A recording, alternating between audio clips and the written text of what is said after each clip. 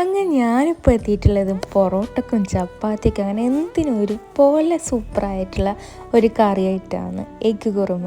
അപ്പോൾ എങ്ങനെയാണെന്ന് നോക്കിയാലോ. എനിക്ക് പേഴ്സണലി ഈ കറി ഭയങ്കര ഇഷ്ടമാണ്. അപ്പോൾ 2 ഉള്ളി, ആവശ്യത്തിന് പച്ചമുളക്, ഇഞ്ചി, വെളുത്തുള്ളി അവ വഴറ്റിയതിന് ശേഷം 5-6 അണ്ടിപ്പരിപ്പും അല്പം മല്ലിയിലയിട്ട് അരച്ചെടുക്കാം.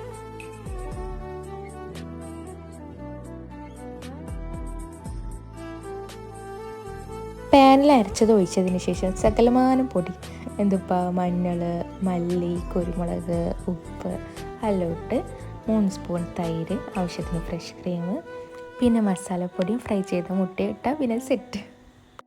അപ്പോൾ ഇങ്ങളും ട്രൈ ചെയ്തിട്ട് ഫീഡ്ബാക്ക് പറയാം കേട്ടോ.